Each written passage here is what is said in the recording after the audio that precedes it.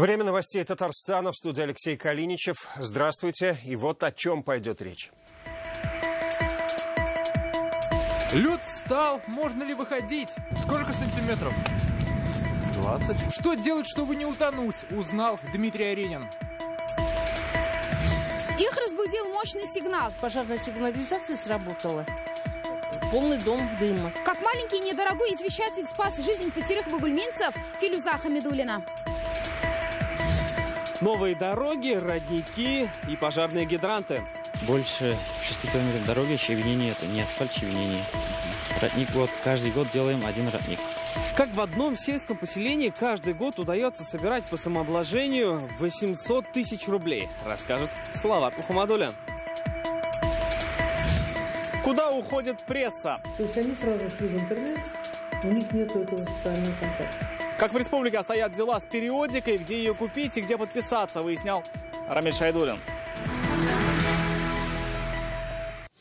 С приходом календарной зимы придет и снег. Уже этой ночью синоптики прогнозируют метель и гололедицу на дорогах Татарстана. По их информации, ветер будет достигать 15 метров в секунду. Ожидается снегопад, туман с ухудшением видимости до 1 километра. Днем температура воздуха составит -3, плюс 2 градуса, ночью до -8.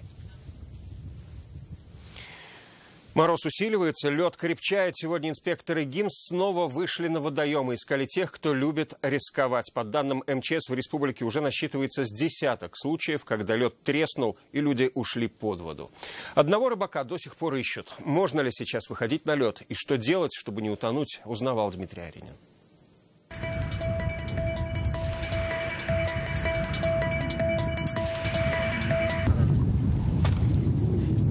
Сколько сантиметров? 20. Это нормально?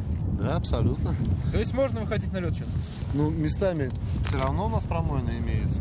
Лед неоднородный, а значит ситуация неоднозначная, говорят сотрудники ГИМС. Во время рейда всем, кого застали на льду, раздавали памятки, что делать. Спасибо, на стенку приклеим. Рыбак Александр Петрушин говорит, он уже опытный. Под лед уходил не раз и теперь знает, куда лучше не ходить. Ну как, видно, конечно, вот видите, темно.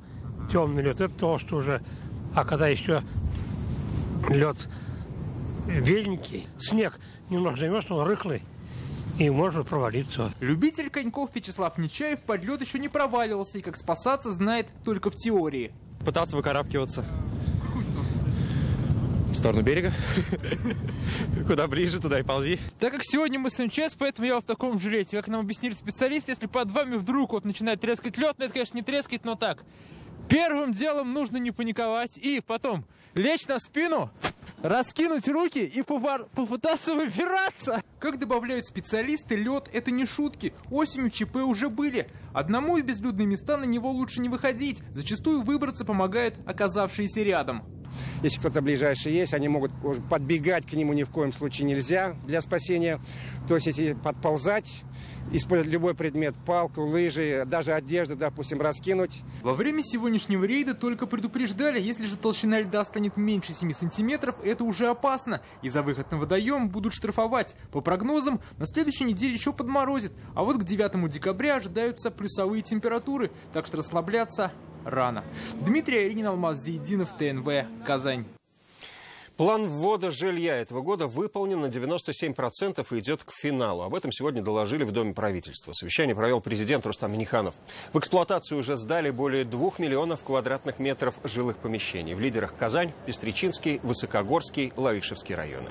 Завершается строительство коровников, овощеводческих ферм и модернизация систем водоотведения. К следующему году идет формирование программы «Наш двор». Пока необходимую документацию предоставили не все муниципалитеты. Есть еще несколько муниципальных образований, где, значит, забыли про свои поселки. Это плохо, если ты о своих поселках забываешь. Ну, люди же живут там. Раз мы сказали, мы в республике дворы везде многоквартирных домов приведем в порядок. Значит, это должно быть реализовано. Сразу 2 случая за неделю, когда пожарный извещатель спас целые семьи. Так в Агрызском районе благодаря устройству вовремя эвакуировалась семья с маленьким ребенком. А в Бугульме спаслись сразу 4.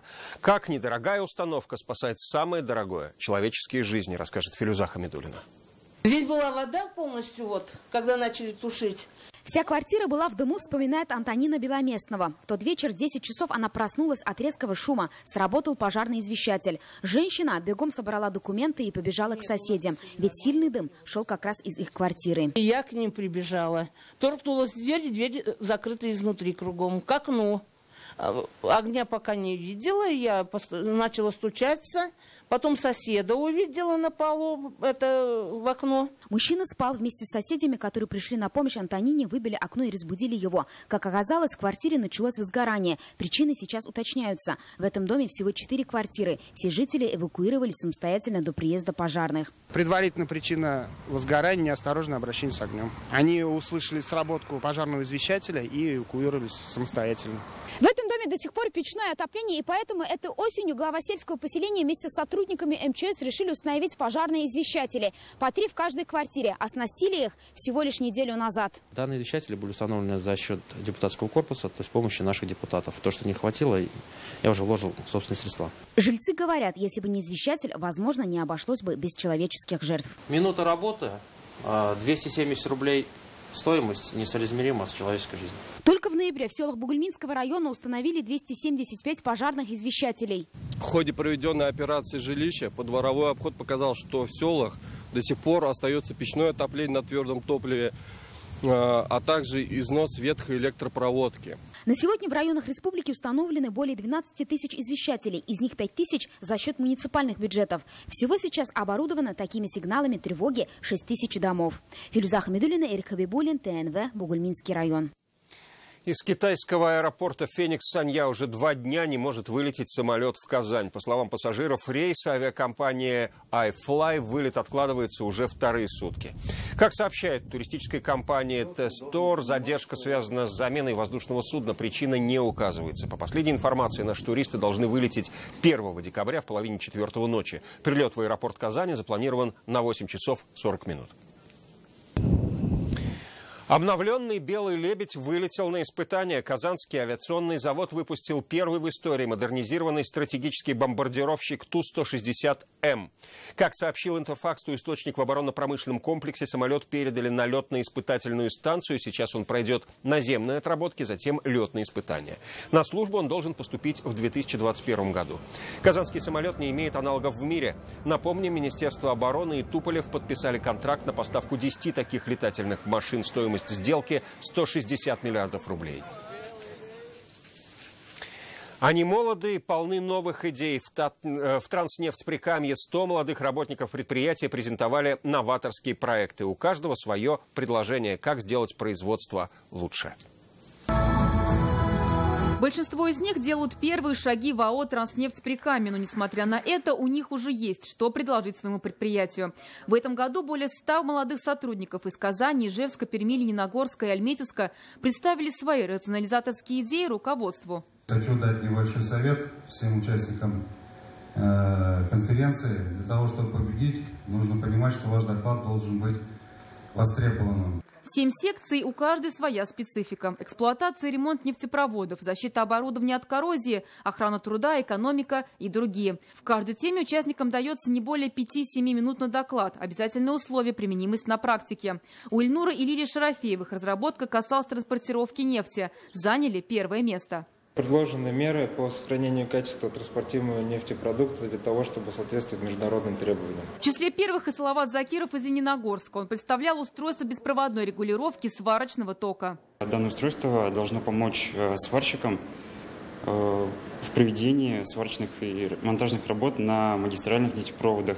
Для молодых работников Транснефть-Прикамье конференции – это возможность подняться выше по карьерной лестнице, получить новый опыт. Кроме того, обладатели призовых мест отправятся на всероссийский этап. Лучшие на международный. Самые перспективные идеи со временем планируют внедрить на производстве. Татарстану нужно больше засухоустойчивых и высокопродуктивных сортов семян. Такое поручение Минсельхозу Республики сегодня дал Рустам Минниханов. Как доложил аграрный министр, сейчас формируется план обновления семян для урожая следующего года.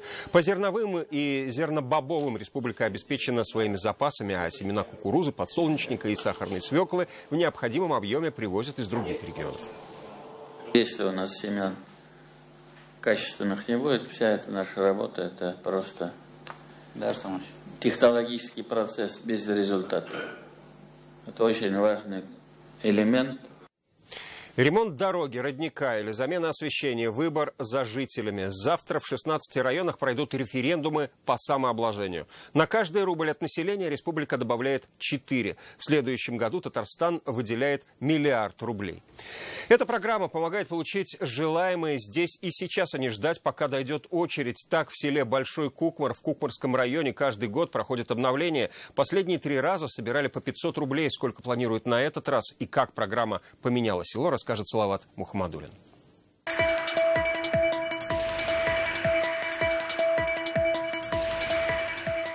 Недалеко отсюда, примерно 200 метров, пожар был у нас. И если бы не этот пожарный гидрант, могли пострадать сразу несколько домов. Гидрант за 2 месяца до происшествия поставили по программе самообложения. На этой же улице по этой же программе обновили освещение. Это уже один из 3 обновленных родников в Большом Кукмаре. Для примера, так он выглядел до самообложения. Сейчас удобный спуск и крепкий каркас. За 5 лет мы собрали 3 миллиона 600 чем-то тысяч, да? Это наши деньги. С республики у нас больше 14 миллионов. Общая сумма у нас за 5 лет 18 миллионов 300 тысяч. Львиная доля средств по самообложению здесь уходит на дороги. Всем по очереди. Вот, например, этот перекресток. Щебень с этой стороны здесь появился в 2017, а уже с этой в 2019. Так, в среднем, каждый год получается по 1,5 километра новых дорог. Последние 3 года здесь собирают жители по 500 рублей. Сдают даже те, кто освобожден от сбора. Я многодетный отец 4 детей. Меня освободили от самообложения, но я сам принес деньги, вижу в пользу, в лучшую сторону. Мы рады, что есть такая программа самообложения. По этой программе мы можем обустроить дороги, обустроить родники. Что обустраивать или обновлять, жители выбирают сами. Республика только добавляет на каждый ваш рубль 4 из бюджета. В следующем году на самообложение направят целый 1 миллиард. Эта программа самообложения, она еще дает возможность именно решать те или иные задачи в поселениях, которые нужно сегодня сделать. Участвовать или нет, завтра будут решать на референдумах в 16 районах республики. Салават Мухаммадулин, Александр Лобанов, ТНВ, Кукмарский район. Свежая пресса стареет в дороге. Печатные СМИ Татарстана бьют тревогу. Все меньше читателей выписывают газеты. И главная причина в сельской местности, по их мнению, несвоевременная доставка. Новые номера порой приходят с недельным опозданием. А в городе серьезный недостаток печатных киосков. Как продавать и выживать в таких условиях, узнал Рамиль Шайдулин. Разгар дня. В редакции одной из газет республики кипит работа. Коллектив верстает свежий номер. Одновременно и на бумаге, и в интернете. Ведь здесь читатели точно найдутся. На почту жалуются наши читатели. Честно скажу, не вовремя доставляется с опозданием или вообще не доставляется. Живой пример уже в 30 километрах от Казани. 150 жителей деревни Ибря Высокогорского района живут без почтового отделения. К ним почтальон приходит раз в неделю. Нам почту приносят раз в неделю, в субботу. Там все, и то, что пришло во вторник, и то, что в четверг. И газет никто уже особо не ждет. Либо у народа нет доверия почтальонам, допустим, они выкладывают энную сумму денег на прессу, но их вовремя не будут доставлять. Вот у народа есть такие опасения. Мы не раз показывали сюжеты, в которых жители говорят, что в деревне закрыли почту и оставили без почтальона. Однако в Татарстан почта.с утверждают, что оптимизации нет. Действительно, закрываются отделения почтовой связи. Это явление временное до подбора персонала. Этот процесс напрямую сказывается на работе республиканских изданий. Нерегулярно работает почта, нет спроса, падают и тиражи. Мы, конечно, пытаемся решить эти вопросы. Мы связываемся с Татарстан почта.с, они откликаются, быстро решаются вопросы. Но я считаю, что должна быть какая-то комплексная программа, и вопрос должен быть поднят на уровне государства. Пока же издания присутствуют в интернете, а газеты доставляют по альтернативной подписке. Например, пакетом сразу в организации или через печатные киоски, но и это малая доля. Мы на 74-м месте. После нас Кабардино-Балкария, Камчатка. У нас один киоск наконец 17, на 22 тысячи жителей. Чего для Казани, считают издания, катастрофически мало. В современном городе прессы должно быть больше. Казани необходима современная сеть киосков прессы.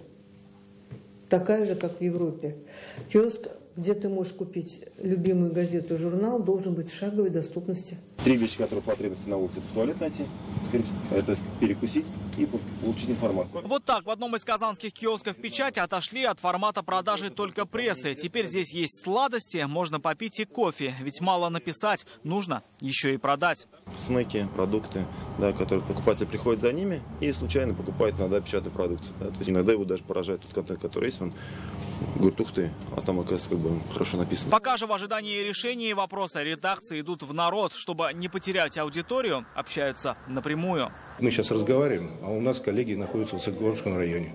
И вот эти поездки мы осуществляем постоянно. 2 раза в неделю наши сотрудники САЭЦ и ездят по районам. То есть беседуют с людьми, знакомят их с газетой. Они присутствуют в интернете, распространяют газеты по альтернативной подписке или готовы возить их в автолавках. Сейчас звучат предложения развозить прессу вместе с самым необходимым. Ведь автолавки приезжают в 800 деревень республики. Возможно, где-то на каком-то этапе придется переобучать наших сотрудников. Мы готовы взяться за эту работу. Так, большинство республиканских изданий намерены не только сохранить аудиторию, но и найти новых читателей. Рамиль Шайдуллин, Айзат Шаймарданов, Александр Лобанов, Адель Миндубаев, ТНВ, Высокогорский район, Казань. К другим темам. Он мог рассмешить кого угодно, его уникальный голос влюбил в себя весь Татарстан. Сегодня в Казани прощались с оперным певцом, народным артистом республики Рафаэлем Сахабиевым. Слезы на глазах, бесконечные воспоминания. На панихиду в дом актера пришли родные, друзья, коллеги по сцене и просто почитатели его таланта. Как я встал туда на почетный караул, и сразу при мне включили песню. Тяжело было.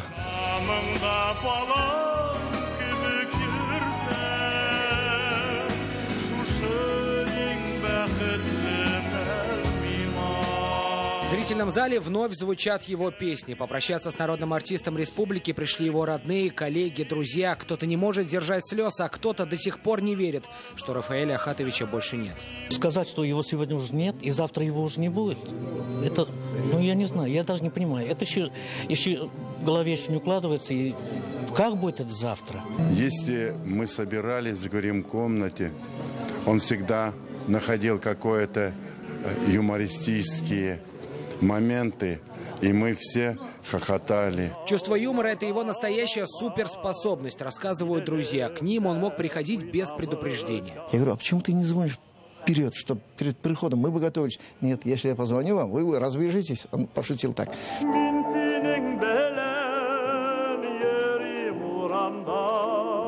Его голос буквально влюблял в себя с самых первых секунд. Он начинал свою карьеру в 1974 году как стажер в театре оперы и балета имени Мусы Джалиля. В итоге отдал театру всю жизнь. Еще в начале пути его выделяла яркая внешность и уникальные вокальные данные. Но у него был необыкновенный голос, необыкновенной красоты тембр. И его нельзя вообще спутать ни с кем. Вот если он даже первую ноту уже у него звучала, это было ясно, что это поет Рафаэль Сахабиев.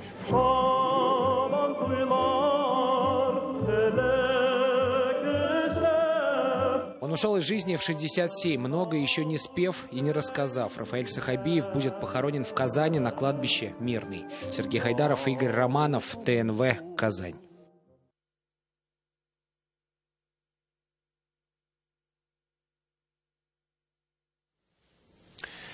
Этот год они называют успешным. 9 лучших компаний Поволжья стали обладателями премии «Реальный рейтинг». Определяют победителей аналитики и независимые эксперты по уникальной методике, разработанной интернет-газетой «Реальное время». Премии 3 года и постепенно становится своеобразным «Оскаром» для бизнеса Поволжья. Имена победителей также неизвестны заранее, а раскрываются только после открытия золотого конверта. Здесь одни из лидеров своей отрасли в регионе. 9 номинаций, и в каждой из 1000 выбирается только один. Так, победитель в сфере продуктового ритейла – сеть супермаркетов домашней еды. Это касается не только финансовых результатов, но и новых проектов. Например, запуск поставок Чак-Чака в Дубай. Европейский рынок надеемся освоить, то же самое китайский рынок мы рассматриваем с точки зрения поставок. Мы также наша компания стала как холдингом. Сейчас мы уже занимаемся не только продуктами питания, мы занимаемся также и Кармель-Никитских садов. Это как социальный проект для нас. Выручка, прибыль компании, рентабельность и даже сумму уплаченных налогов – это те критерии, по которым отбираются победители. Методика определения разработана аналитической службой интернет-газеты «Реальное время». Много связано с промышленностью, с ритейлом. То есть это все основные такие ключевые бизнес-направления, которые составляют на сегодняшний день основу такого среднего бизнеса, не только крупного и не малого. Реальный рейтинг – это и площадка сотрудничества. Здесь бизнесмены обмениваются последними новостями, опытом, договариваются о совместных проектах. Мы запустили очень много проектов. Мы запустили Шаян ТВ, исполнился год. Это очень здорово, это детский татарский канал.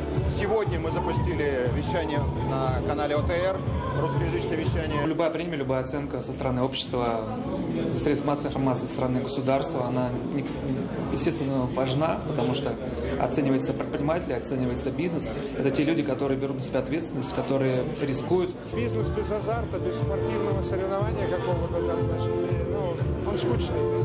Это все равно стимулирует. В лидерах года компании Татарстана наши победители унесли награду в 5 номинациях. Остальные у Башкортостана, Чувашии и Нижнего Новгорода.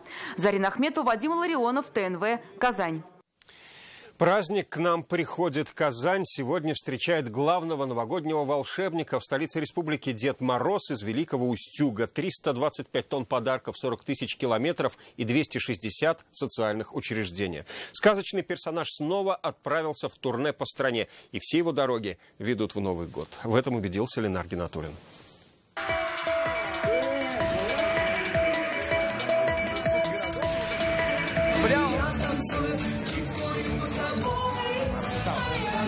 На сцене скоморохи на танцполе сотни детей. Все они в ожидании чуда. В парк «Калейдоскоп» сегодня приезжает Дед Мороз из Великого Устюга.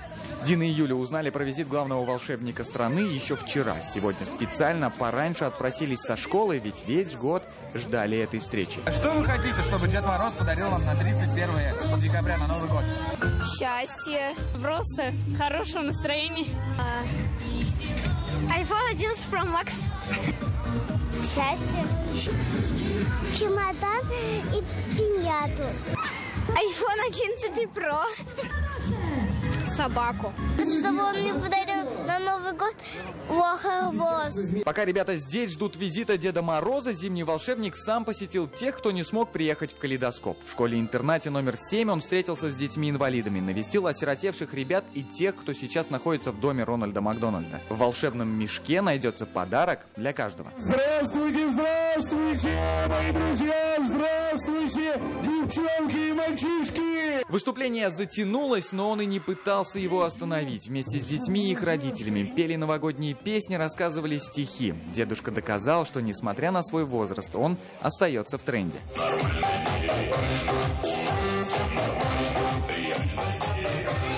Очень добрые, очень милые, очень творческие, яркие, отзывчивые дети. Путешествия очень добрые, очень славные.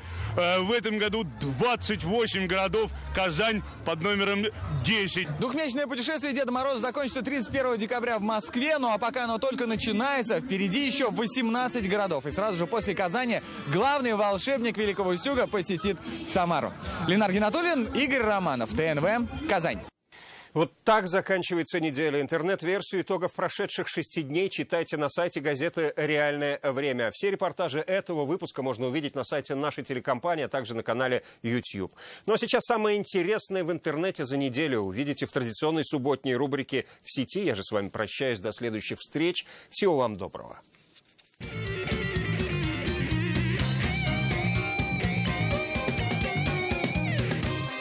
Всем привет! В вечер субботы самое время отложить свои смартфоны в сторону, усесться поудобнее на диване, потому что сейчас будут самые интересные и обсуждаемые новости интернета. Готовы? Это рубрика «В сети». Начнем. Температура за окном минусовая, и поэтому реки все заледенели. А для татарстанцев это повод, чтобы выйти на красивый лед и чтобы устроить танцы на льду. Например, на Каме вот такая красота.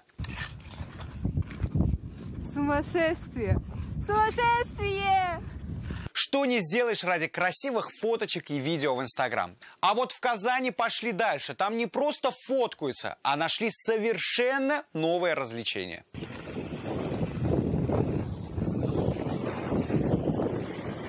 Но это еще что? Кто-то решил снять крутую рекламу автомобилей на таком льду, но, как обычно, что-то пошло не так.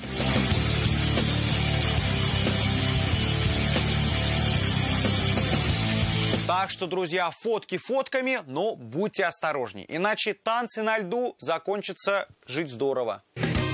Как вы заметили, лед везде есть, а вот снегом даже не пахнет. Да, друзья, судя по всему, снег в этом году есть и будет только возле чаши. И то там он искусственный, потому что строит снежный городок. Но будем надеяться, что все-таки нас накроет снежная волна. Ну а пока, если есть желание поиграть в снежки, то соберитесь, пожалуйста, и идите уже на работу. Все рассмотрели фильм «Джокер». Многие сейчас спрашивают, куда же он делся и чем он сейчас занимается. Ответ есть у меня на этот вопрос. Он в Челнах живет обычной жизнью. Так что, друзья, знайте, каждого злодея ждет суровая челнинская рутина.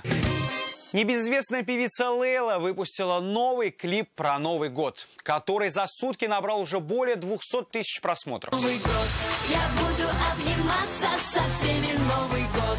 Я буду танцевать каруселью Новый год.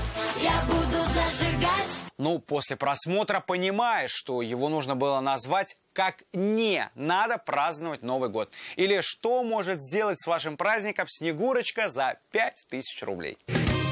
На прошлой неделе Рубин сыграл с питерским «Зенитом», и после матча был замечен самый фанат Артема Дзюбы. Это прям напоминает сцену из «Бригады», только здесь не Димон, а Тёма!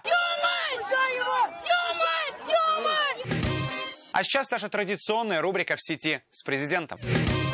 Неделя президента началась с рабочей поездки в Узбекистан, где он посетил театр в Самарканде, открыл новую линию КАМАЗа и встретился с президентом. Затем поздравил Казанский федеральный университет с 215-летием, а потом вручил награды деятелям культуры нашей республики. А сейчас топ-тем, которыми больше всего интересовались татарстанцы на этой неделе в Яндексе. На первом месте День матери, который прошел в воскресенье. Так что, если еще не поздравили своих мам, обязательно сделайте это. Вторую строчку занимает премьера фильма «Аванпост». И замыкает топ-матч Лиги чемпионов «Локомотив-Байер», который прошел 26 ноября. 0-2 в пользу Байера. На этом сегодня все. Пишите, присылайте свои фотографии, видео, различные новости. Короче говоря, будьте в сети. Пока!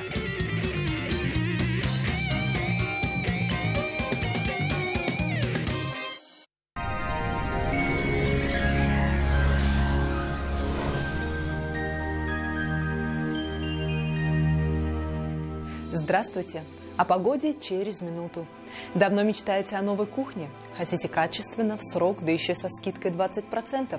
Звоните в Данил Мастер 2-167-166 или приходите в Казань, Восстание 23. По данным сервиса Яндекс.Погода, на юго-востоке Татарстана, в Бугульме, Бавлах и Азнакаево будет пасмурно, и весь день ожидаются осадки в виде снега. -1-2 градуса. На северо-востоке республики, в Набережных Челнах, Нижнекамске и Елабуге довольно тепло, 0 градусов и снежно. На севере, в Агрызе, Менделеевске и Актаныше пасмурно. Ожидаются осадки в виде снега, не ниже -1. На северо-западе республики, в Арске, Кукмарах и Балтаси пройдет снег, 0-1 градус. На юго-западе республики солнце спрячется за облаками. Возможны осадки. Температура не опустится ниже отметки 0 градусов. В центре Татарстана, как и по всей республике, пасмурно. Ожидается снег. Будет довольно тепло, 0-1 градус. Спонсор показа – федеральная сеть медицинских центров «Доктор Рост». Лечение самых сложных заболеваний позвоночника и суставов без боли и хирургического вмешательства. За 10 лет в 10 городах России врачами клиники отменено более 10 тысяч операций. Лучший протез точно в упаковке. Говорит Оксана Кузина, автор безоперационной технологии лечения суставов. Своим пациентам мы не рекомендуем соглашаться на сложное хирургическое вмешательство. С помощью передовых технологий, без операции, мы готовы восстановить родной сустав. Приходите в Доктор Рост. Убедитесь, что вернуться к полноценной жизни без боли и ограничений в движениях можно в любом возрасте. В В Казани будет облачно. Ожидается снег, местами сильный. Днем около -1 градуса. Ветер сильный, порывистый, до 6 метров в секунду. Атмосферное давление ниже нормы. Влажность воздуха высокая. В магнитном поле Земли спокойно. На этом наш выпуск завершен. До свидания.